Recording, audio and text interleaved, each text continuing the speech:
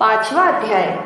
महर्षि मेधा ने कहा, पूर्व काल में शुंभ निशुंभ नामक असुरों ने अपने बल के मद से इंद्र का त्रिलोकी का राज्य और यज्ञों के भाग छीन लिए और वह दोनों इसी प्रकार सूर्य, चंद्रमा, धर्मराज और वरुण के अधिकार भी छीनकर स्वयं ही उनका उपयोग करने लगे। वायु और अग्नि का कार्य भी वही करने लगे और इसके पश्चात उन्होंने जिन देवताओं का राज्य छीन लिया था उनको अपने अपने स्थान से निकाल दिया। इस तरह से अधिकार छीने हुए दैत्यों तथा दैत्यों द्वारा निकाले हुए देवता अपराजिता देवी का स्मरण करने लगे कि देवी ने हमको वर दिया था कि मैं तुम्हारी संपूर्ण विपत्तियों को नष्ट करके रक्षा करूंगी। ऐसे विचार कर सब देवता हिमालय पर गए और भगवती विष्णु माया की स्तुति करने लगे। देवताओं ने कहा, देवी को नमस्कार हो, शिव को नमस्कार हो, प्रकृति और भद्रा को नमस्कार हो। हम लोग रुद्र, नित्या और गौरी को नमस्कार करते हैं। ज्योत्सनामयी, चंद्र रूपिणी व सुख रूपा देवी को निरंतर नमस्कार हो।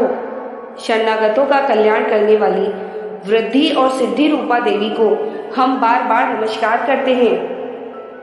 और नेर रीति राजाओं की लक्ष्मी तथा सर्वाणी को नमस्कार करते हैं। दुर्गा को, दुर्ग स्थलों को पार करने वाली दुर्गपारा को, सारा सर्वकालिनी ख्याति कृष्ण और धूम्र देवी को सदैव नमस्कार है। अत्यंत सौम्य तथा अत्यंत रौद्र रूपा को हम नमस्कार करते हैं। उन्हें हमारा बारंबार प्रणाम है। जगत की आधारभूत कृति देवी को बार बार नमस्कार करते हैं। जिस देवी को प्राणी मात्र विष्णु माया कहते हैं उसको नमस्कार है, उसको नमस्कार है, उसको बार बार नमस्कार है। जो देवी संपूर्ण प्राणियों में चेतना कहलाती है उसको नमस्कार है, उसको नमस्कार है, उसको बार बार नमस्कार है। जो देवी संपूर्ण प्राणियों में बुद्धि रूप से स्थित है उसको नमस्कार है, उसको नमस्कार है। जो देवी सब प्राणियों में निद्रा रूप से विराजमान है उसको नमस्कार है, उसको बार बार नमस्कार है। जो देवी संपूर्ण प्राणियों में क्षुधा रूप से विराजमान है उसको नमस्कार, उसको नमस्कार, उसको बार बार नमस्कार है। जो देवी संपूर्ण प्राणियों में छाया रूप से स्थित है उसको नमस्कार है, उसको नमस्कार है, उसको बार बार नमस्कार है। जो देवी सब प्राणियों में शक्ति रूप से स्थित है उसको नमस्कार है, उसको नमस्कार है, उसको बार बार नमस्कार है। जो देवी संपूर्ण प्राणियों में तृष्णा रूप से स्थित है उसको नमस्कार है, उसको बार बार नमस्कार है। जो देवी सब प्राणियों में शांति रूप से स्थित है उसको नमस्कार, उसको नमस्कार, उसको बार बार नमस्कार है। जो देवी सब प्राणियों में जाति रूप से स्थित है उसको नमस्कार है, उसको बार बार नमस्कार है। जो देवी सब प्राणियों में लज्जा रूप से स्थित है उसको नमस्कार है, उसको नमस्कार है, उसको बार बार नमस्कार है। जो देवी संपूर्ण प्राणियों में श्रद्धा रूप से स्थित है उसको नमस्कार है, उसको बार बार नमस्कार है। जो देवी संपूर्ण प्राणियों में कांति रूप से स्थित है, जो देवी सब प्राणियों में लक्ष्मी रूप से स्थित है उसको नमस्कार है, उसको नमस्कार है, उसको बार बार नमस्कार है। जो देवी संपूर्ण प्राणियों में वृत्ति रूप से स्थित है उसको नमस्कार है, उसको नमस्कार है, उसको बार बार नमस्कार है।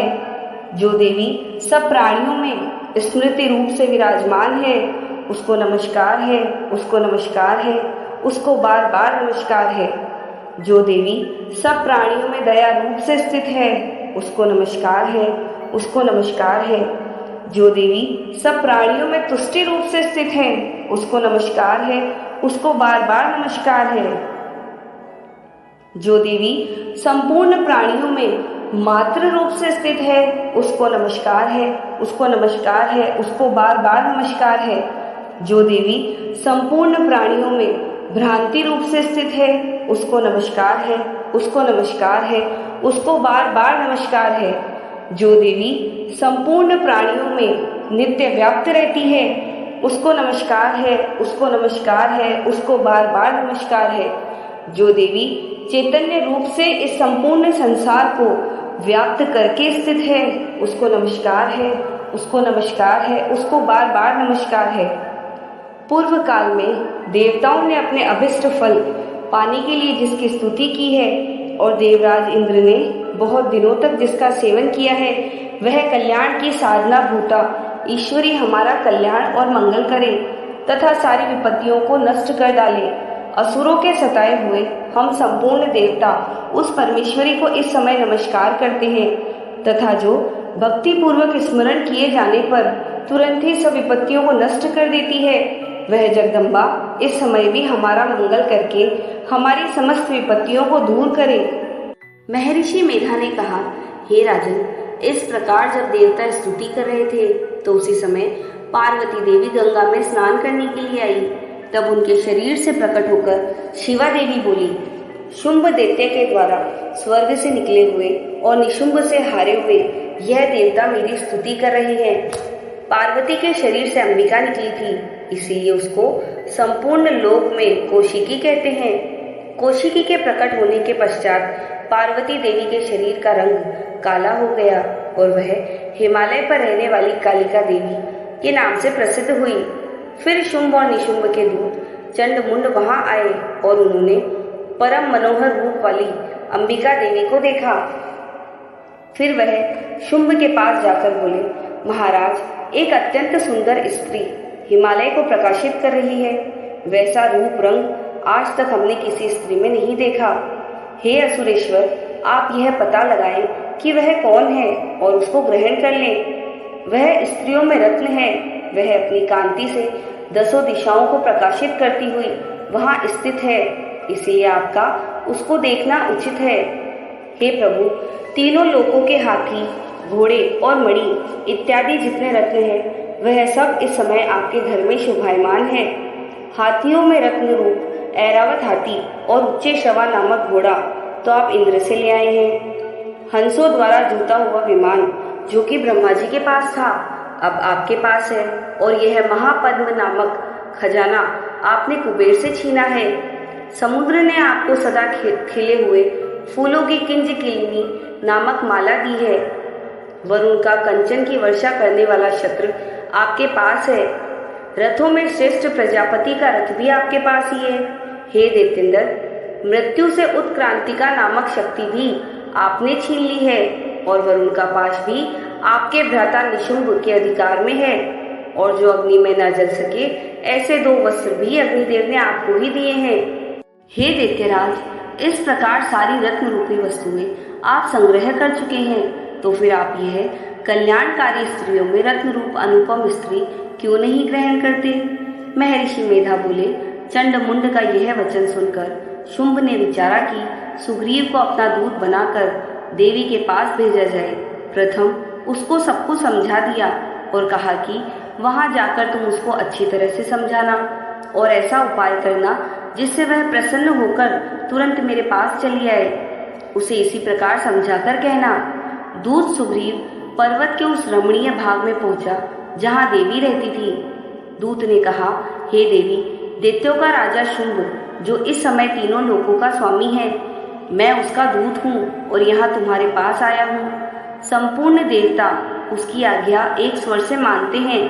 अब जो कुछ उसने कहला भेजा है वह सुनो। उसने कहा है, इस समय संपूर्ण त्रिलोकी मेरे वश में है और संपूर्ण यज्ञों के भाग को पृथक पृथक मैं ही लेता हूँ और तीनों लोकों में जितने श्रेष्ठ रत्न हैं वह सब मेरे पास ही है। देवराज इंद्र का वाहन ऐरावत मेरे पास है जो मैंने छीन लिया है। उच्चे श्रवा नामक घोड़ा जो क्षीर सागर मंथन से प्रकट हुआ था उसे देवताओं ने मुझे समर्पित किया है। हे सुंदरी, इनके अतिरिक्त और भी जो रत्न भूषण पदार्थ देवताओं के पास थे वह सब मेरे पास है। हे देवी, मैं तुम्हें संसार की स्त्रियों में रत्न मानता हूँ क्योंकि रत्नों का उपभोग करने वाला मैं ही हूँ। हे चंचल कटाओं वाली सुंदरी, अब यह मैं तुझ पर छोड़ता हूँ कि तू मेरे या मेरे भाई महापराक्रमी निशुंभ की सेवा में आ जाए। यदि तुम मुझे वरेगी तो तुझे अतुल महान ऐश्वर्य की प्राप्ति होगी। अतः तुम अपनी बुद्धि से यह विचार कर मेरे पास चली आओ। महर्षि मेधा ने कहा, दूत के ऐसा कहने पर संपूर्ण जगत का कल्याण करने वाली भगवती दुर्गा मन ही मन मुस्कुराई और इस प्रकार कहने लगी। देवी ने कहा, हे दूत, तू जो कुछ कह रहा है वह सत्य है और इसमें किंचित मात्र भी झूठ नहीं है। शुंभ इस समय तीनों लोकों का स्वामी है और निशुंभ भी उसी तरह का पराक्रमी है, किंतु इसके संबंध में मैं जो प्रतिज्ञा कर चुकी हूँ उसे मैं कैसे झुठला सकती हूँ। अतः तू मैंने जो प्रतिज्ञा की है उसे सुन। जो मुझे युद्ध में जीत लेगा और मेरे अभिमान को खंडित करेगा तथा बल में मेरे समान होगा वही मेरा स्वामी होगा। इसलिए शुंभ अथवा निशुंभ यहाँ आए और युद्ध में जीतकर मुझसे विवाह कर ले। इसमें भला देर की क्या आवश्यकता है। दूत ने कहा, हे देवी, तुम अभिमान से भरी हुई हो, मेरे सामने तुम ऐसी बात ना करो। इस त्रिलोकी में मुझे तो ऐसा कोई दिखाई नहीं देता जो कि शुंभ और निशुंभ के सामने ठहर सके। हे देवी, जब अन्य देवताओं में से कोई शुंभ व निशुंभ के सामने युद्ध में नहीं ठहर सकता तो तुम जैसी स्त्री उनके सामने रणभूमि में कैसे ठहरेगी। जिन शुंभ आदि असुरों के सामने इंद्र आदि देवता नहीं ठहर सके तो फिर तुम तो अकेली स्त्री हो, तुम उसके सामने कैसे ठहर सकोगी। अतः तुम मेरा कहना मानकर उनके पास चली जाओ, नहीं तो जब वह तुम्हें केश पकड़कर घसीटते हुए ले जाएंगे तो तुम्हारा गौरव नष्ट हो जाएगा। इसीलिए मेरी बात मान लो।